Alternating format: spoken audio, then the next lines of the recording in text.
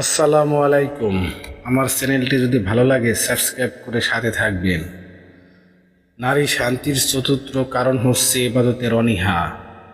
এই সম্পর্কে মহানবী সাল্লাল্লাহু আলাইহি ওয়াসাল্লাম ইরশাদ করেন, জাহান্নামে স্থায়ী পদযুগল বক্ষে এবং স্তদয় কপালে স্থগিত অবস্থায় সাজাপ্রাপ্ত মহিলারা দুনিয়ায় ফরজ গোসল এবং ঋতুবতী হওয়া পরবর্তী পবিত্রতা অর্জনে উদাসীন ছিল। নামাজ যথারীতি পালন করা তো দূরের কথা, বরং নামাজ বা অন্য ইবাদত নিয়ে উপহাস করত। গোসল ফরজ হওয়ার সাথে সাথে তা করে নেওয়া উত্তম। অহেতুক অলসতাবশত দেরি করার ধারা কঠিন রোগে আক্রান্ত হওয়ার সম্ভাবনা থাকে এবং এটা হারাম। ততরূপভাবে ঋতুবতী মহিলার ঋতুস্রাব বন্ধ হওয়ার সাথে সাথে গোসল করে নেওয়া উচিত। অথচ আজকাল মহিলাদের মধ্যে এটা নিয়ে খুবই উদাসীন ভাব লক্ষ্য করা যায়।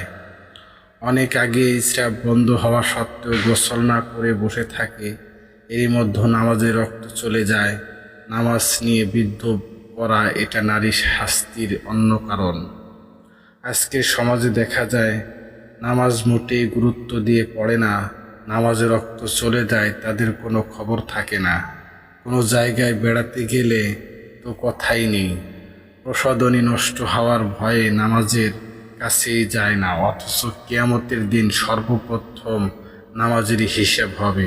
তিরমিজি। রাসূল করিম সাল্লাল্লাহু আলাইহি সাল্লাম বলেন, নামাজ হচ্ছে মুসলিম ও অমুসলিমদের মধ্যে পার্থক্যকারী বুখারী। তাই সাবধান, হে নারীগণ, নামাজকে গুরুত্ব সহকারে আদায়। ভিডিও ভালো লাগলে সাবস্ক্রাইব করে সাথে থাকবেন।